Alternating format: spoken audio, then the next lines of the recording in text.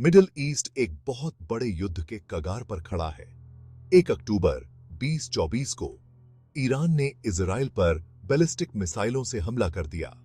यह अभूतपूर्व हमला दोनों देशों के बीच लंबे समय से चले आ रहे संघर्ष में एक खतरनाक वृद्धि को दर्शाता है। लगभग 200 बैलिस्टिक मिसाइलें इजरायली इलाके पर बरसीं, जबकि कई को इजराइल के आयरन डोम डिफेंस सिस्टम ने रोक दिया था, लेकिन हमले ने काफी नुकसान पहुंचाया। इजरायली सरकार ने आपातकाल की स्थिति घोषित कर दी है। दुनिया चिंता से देख रही है क्योंकि इजराइल जवाबी कार्रवाई की तैयारी कर रहा है। विनाशकारी ईरानी मिसाइल हमले के मद्देनजर इजराइल खुद को एक चौराहे पर पाता है। देश दुहक और आक्रोश में एकजुट है। तेज और निर्णायक प्रतिक्रिया के लिए जनता की मांग घंटे दर घंटे बढ़ती जा रही है। हालांकि इजरायली सरकार को संयमित दृष्टिकोण की आवश्यकता के बारे में पता है।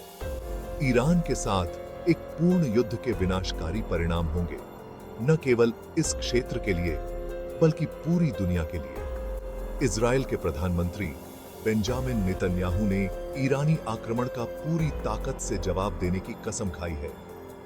इजरायली सेना को हाई अलर्ट पर रखा गया है।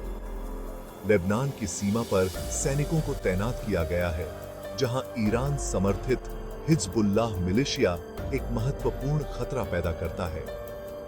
इजराइल के सबसे करीबी सहयोगी संयुक्त राज्य अमेरिका ने अपना अटूट समर्थन देने का वादा किया है। आने वाले दिन महत्वपूर्ण होंगे क्योंकि इजराइल अपने विकल्पों का वजन कर रहा है। बंदे 21 साल अपने खेत है। जैसे ही मध्य पूर्व पर एक व्यापक संघर्ष का खतरा मंडरा रहा है, सभी की निगाहें इजराइल के प्रसिद्ध आयरन डोम रक्षा प्रणाली पर टिकी हैं। यह अत्याधुनिक एंटी मिसाइल सिस्टम हाल के वर्षों में गाजा और लेबनान से रॉकेट हमलों से इजरायली नागरिकों की रक्षा करने में महत्वपूर्ण रहा है। हालांकि हाल ही में ईरानी मिसाइल बमबारी ने आयरन डोम के लिए एक अभूतपूर्व चुनौती पेश की है। जबकि आयरन डोम आने वाली कई मिसाइलों को रोकने में कामयाब रहा, फिर भी एक बड़ी संख्या में मिसाइलें इजराइल में घुस गईं, जिससे व्यापक नुकसान हुआ।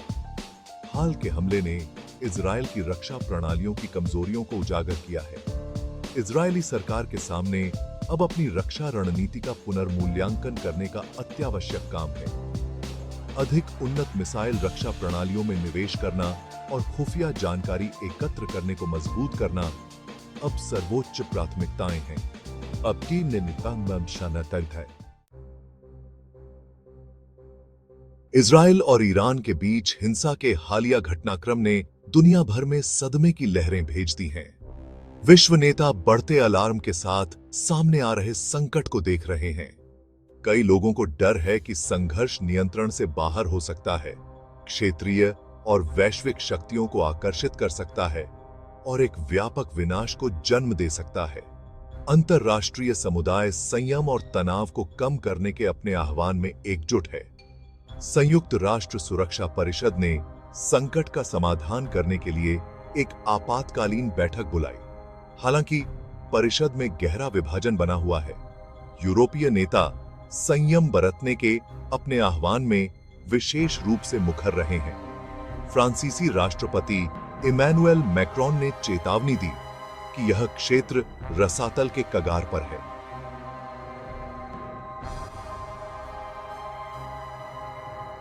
एकीकृत अंतरराष्ट्रीय प्रतिक्रिया की कमी स्थिति की जटिलता को रेखांकित करती है।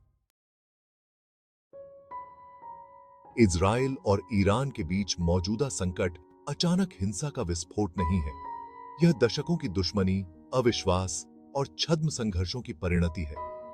वर्तमान स्थिति को समझने के लिए इस कड़वे प्रतिद्वंद्विता की ऐतिहासिक जड़ों में जाना चाहिए, जो 1979 में ईरान में इस्लामी क्रांति से जुड़ी है। क्रांति से पहले शाह के अधीन ईरान ने इजराइल के साथ घनिष्ठ संबंध बनाए रखा था। हालांकि अयातुल्ला खोमेनी के नेतृत्व वाले इस्लामी गणराज्य ने इजराइल को एक नाजायज राज्य और मध्य पूर्व में पश्चिमी साम्राज्यवाद का प्रतीक माना। इजराइल और ईरान के बीच प्रतिद्वंद्विता कई मोर्चों पर चली है, जिसमें हिजबुल्लाह और हमास जैसे समूहों का समर्थन शामिल है। ईरानी परमाणु वैज्ञानिकों की हत्या, जिसके लिए तेहरान ने इजराइल को दोषी ठहराया है, ने दोनों देशों के बीच दुश्मनी को और गहरा कर दिया है। पहले से ही अस्थिर स्थिति में जटिलता की एक और परत जोड़ना परमाणु हथियारों की ईरान की खोज है, जबकि तेहरान जोर देकर कहता है कि उसका परमाणु कार्यक्रम शांतिपूर्ण उद्देश्यों के लिए है।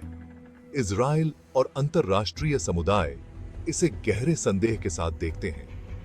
एक परमाणु सशस्त्र ईरान की संभावना इजराइल के लिए एक बुरे सपने जैसा परिदृश्य है, जो नाटकीय रूप से इस क्षेत्र में शक्ति संतुलन को बदल देता है। इजराइल ईरान की परमाणु महत्वाकांक्षाओं को एक अस्तित्वगत खतरा मानता है। इजरायली सरकार ने बार बार कहा है कि वह ईरान को परमाणु हथियार हासिल करने की अनुमति नहीं देगी और इसे रोकने के लिए सैन्य कार्रवाई की संभावना का संकेत दिया है।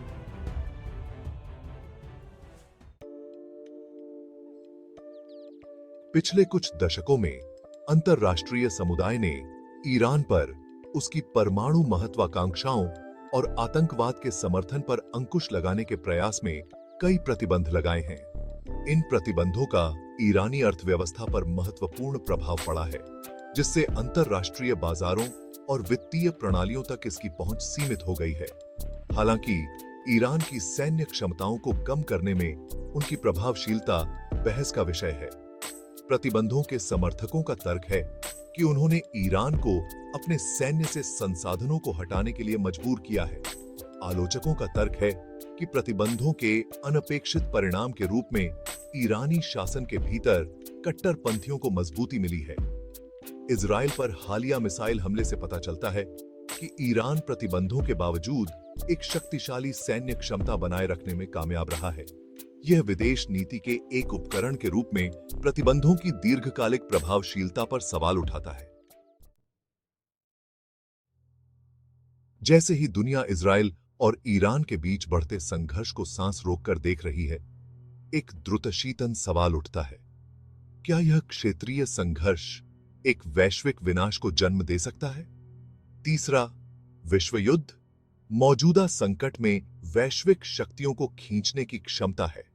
संयुक्त राज्य अमेरिका इजराइल के लिए अपने अटूट समर्थन के साथ पहले से ही गहराई से शामिल है। दूसरी ओर रूस के ईरान के साथ घनिष्ठ संबंध हैं। इन महाशक्तियों के बीच कोई भी सीधा सैन्य टकराव जल्दी से एक व्यापक संघर्ष में बदल सकता है। परमाणु हथियारों का संभावित उपयोग इस परिदृश्य का सबसे भयावह पहलू है, जबकि एक पूर्ण तृतीय विश्व युद्ध सबसे खराब स्थिति बनी हुई है। वर्तमान स्थिति 21वीं सदी में शांति की नाजुकता को उजागर करती है। इजराइल और ईरान के बीच संघर्ष एक स्पष्ट अनुस्मारक है कि प्रतीत होता है कि स्थानीयकृत संघर्षों में भी नियंत्रण से बाहर होने की क्षमता होती है। संभावित रूप से वैश्विक परिणाम हो सकते हैं।